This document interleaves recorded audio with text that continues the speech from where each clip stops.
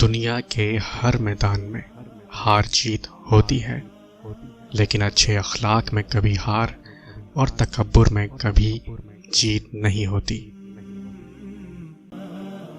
اخلاق کا اچھا ہونا خدا سے محبت کی دلیل ہے۔ ادب انسان کو اخلاق کی بلندیوں تک لے جاتا ہے، علم نہیں، کیونکہ علم تو شیطان کے پاس بھی تھا، مگر ادب نہیں۔ حضرت محمد صلی اللہ علیہ وسلم نے فرمایا، بلا شبہ تم میں سے مجھے سب سے زیادہ محبوب وہ ہے جن کے تم میں سے اخلاق اچھے ہیں۔ اپنے کردار کو جتنا اچھا رکھ سکتے ہو رکھو، کیونکہ موت انسان کو مار سکتی ہے، مگر اچھے کردار والے ہمیشہ زندہ رہتے ہیں، دلوں میں بھی اور اچھے الفاظوں میں بھی۔ رب کو عبادت سے اور مخلوق کو اپنے اخلاق سے راضی کرو، دنیا اور آخرت دونوں میں خوش رہو گے۔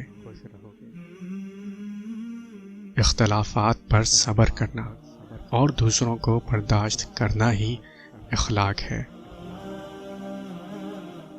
اللہ کے نزدیک لوگوں میں سب سے اچھے ہو جاؤ اور اپنے نفس کے لیے لوگوں میں سب سے برے ہو جاؤ، اور لوگوں کے سامنے ان میں سے ایک آدمی بن کے رہو۔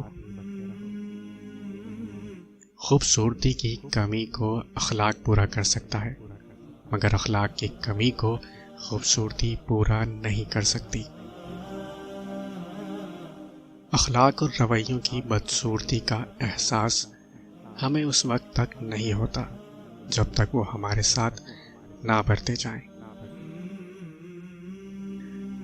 جس طرح چھوٹے چھوٹے سوراخ بند کمرے میں سورج طلوع ہونے کا بتا دیتے ہیں، اسی طرح چھوٹی چھوٹی باتیں انسان کا کردار نمایاں کرتی ہیں۔